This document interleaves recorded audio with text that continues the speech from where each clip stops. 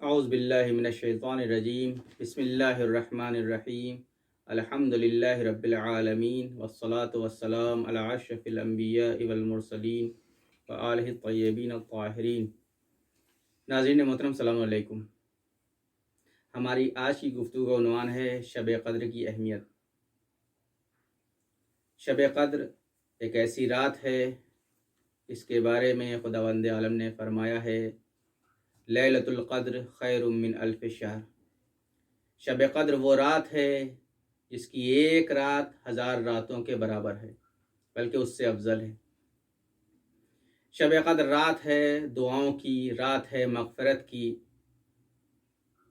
امام محمد باقر علیہ الصلوۃ والسلام فرماتے ہیں اگر کوئی انسان شب قدر میں پوری رات خداوند عالم کی عبادت میں بسر کر دے تو خداوند عالم اس کے سارے گزشتہ اور آئندہ گناہوں کو بخش دیتا ہے، چاہے وہ گناہ آسمان میں موجود ستاروں کی تعداد کے برابر ہی کیوں نہ ہوں، چاہے وہ گناہ سنگینی کے معاملے میں پہاڑوں کی سنگینی کے برابر ہی کیوں نہ ہوں، چاہے وہ گناہ وسعت کے معاملے میں سمندروں کی وسعت کیوں نہ رکھتے ہوں، خداوند عالم ان تمام گناہوں کو بخش دے گا، چاہے گزشتہ چاہے آئندہ۔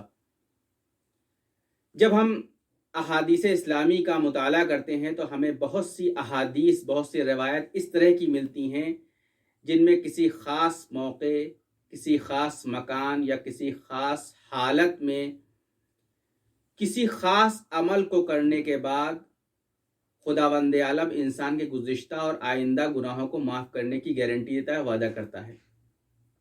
اسی طرح سے ایک ہی شب قدر ہے، یعنی گزشتہ گناہ بھی ختم ہو جاتے ہیں اور آئندہ گناہوں سے معافی کی بھی گارنٹی مل جاتی ہے۔ لیکن ان احادیث اور ان روایات کا مطلب یہ قطعی نہیں ہے کہ ہم اپنے گزشتہ کے متعلق بے پرواہ ہو جائیں اور اپنے آئندہ کے متعلق بھی کوئی ہمیں فکر نہ ہو۔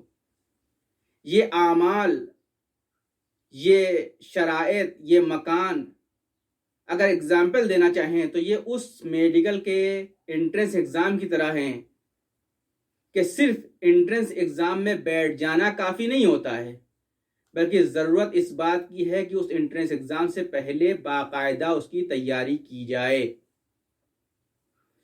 تیاری کرنے کے بعد ایگزام میں بیٹھا جائے اور ایگزام میں بیٹھے جی توڑ جو کچھ بھی آتا ہے سب کچھ لکھا جائے۔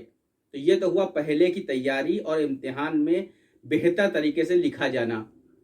لیکن صرف اچھی تیاری کر لینا اور امتحان میں اچھا لکھ دینا ہی اچھے مستقبل کی گارنٹی قطعی نہیں ہے، بلکہ ضرورت اس بات کی ہے کہ جب ایڈمیشن ہو گیا ہے تو آگے کے سیمسٹرز میں اچھی طرح سے دل لگا کر پڑھائی کی جائے تاکہ مستقبل روشن ہو سکے۔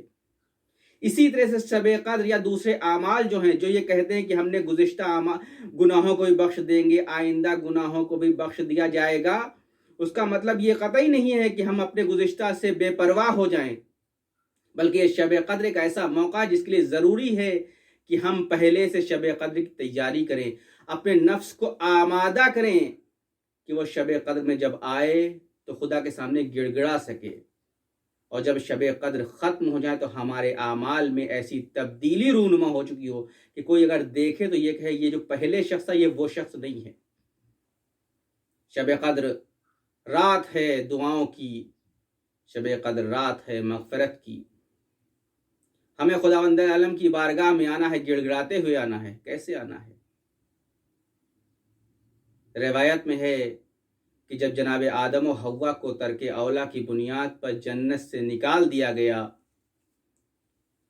تو جنت سے نکالے جانے کے بعد وہ جب زمین پر آتے ہیں تو خداوند عالم سے ایک دعا کرتے ہیں۔ وہ دعا قرآن میں موجود ہے، سورہ اعراف آیت نمبر 23 میں۔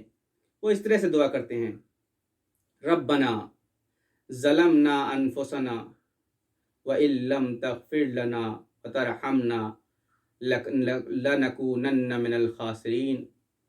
خدایا ہم نے ترک اولا کیا، ہم نے گناہ کیا، اگر تو نے ہمیں معاف نہ کیا تو ہم کہیں کی نہ رہیں گے۔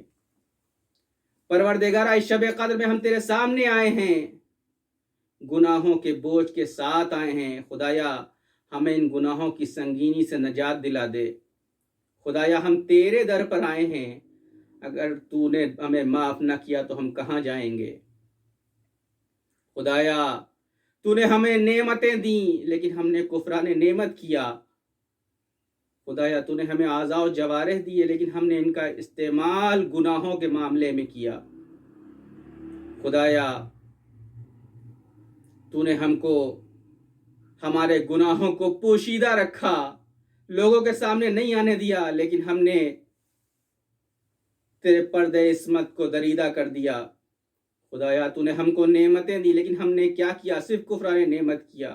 خدایا آج ہم خالی ہاتھ تیری بارگاہ میں آئے. خدایا ہمیں قبول کر لے، ہم جیسے تھے ویسے ہی آئے. خدایا ہم تیرے بندے ہیں، ہمیں قبول کر لے، ہمارے گناہوں کو بخش دے. خدایا اس عظیم رات میں اس امیر المومنین کے شکافتہ سر کا واسطہ ہے جس کے اوپر ابن ملجم کی تلوار چل گئی. خدایا ہمیں معاف کر دے. شب قدر عظیم رات ہے. ایک اور شب قدر آئی تھی کوفے میں، جب ساری دنیا عبادتوں میں مصروف تھی. مولا متقیان عبادتوں میں مصروف، یہ فرما رہے آہ آہ من قلت الزاد و طول الطریق. اس وقت جب پوری دنیا عبادتوں میں مصروف تھی، میرا مولا صبح کے وقت مسجد کوفہ کی طرف چلتا ہے. روایت کہتی مرغابیوں نے دامن کو تھام لیا. مولا نہ جائیے، آپ کا قاتل مسجد میں بیٹھا ہوا ہے. لیکن مولا مسجد میں آتے ہیں، اذان دی، اذان کے بعد نماز شروع کی. ادھر نماز شروع کی، ایک مرتبہ ابن ملجم نے زہر آلود تلوار کو نکالا. زہر آلود تلوار نکالنے کے بعد اس مولا متقیان کے سر پر ایک ایسی ضربت لگائی کہ سر شقافتہ ہو گیا. فضا میں ندا گونجی، ارے حسن و حسین دوڑو، امیر کائنات اس دنیا سے چلا گیا ہے. اجرکم اللہ. علی کو گھر لایا گیا، علی نے وصیتیں کی. ان میں سے ایک وصیت کیا تھی؟ اے حسن و حسین، اگر میں اس دنیا سے چلا جاؤں تو میرے قاتل سے صرف ایک قصاص لینا، لیکن اگر میں بچ جاؤں تو اس کو معاف کرنے کی ذمہ داری یا اس سے سزا لینے کی ذمہ داری میری ہے. میرا مولا اس دنیا سے چلا گیا. میرا مولا آج ہم مولا کے غم میں بیٹھے ہیں، لیکن ہمیں صرف ذکر نہیں کرنا ہے، ہمیں مولا کے اس سیرت پر عمل کرنا ہے کہ جب ہم اس شب قدر میں خدا کی بارگاہ میں آئیں تو ہمارا آنا صرف یہ نہ ہو کہ ہم رسم و رواج کو بیان کر رہے ہوں، رسم و رواج کے اوپر چل رہے ہوں، بلکہ جب ہم خدا کی بارگاہ میں آئیں تو ویسے ہی گڑ گڑائیں جیسے ہمارا مولا گڑ گڑا رہا تھا. آہ من قلت الزاد و طول الطریق. ہمیں یہ یاد رکھنا ہوگا کہ دنیا بہت چھوٹی ہے، ہمیں آخرت میں بہت دور تک جانا ہے. آخر میں خداوند عالم سے دعا ہے، خدایا امیر کائنات کے صدقے میں ہمیں اس بابرکت شب میں دعاؤں کی ویسی توفیق عنایت فرما جیسے دعا کیا جانے کا حق ہے. والسلام علیکم ورحمۃ اللہ وبرکاتہ.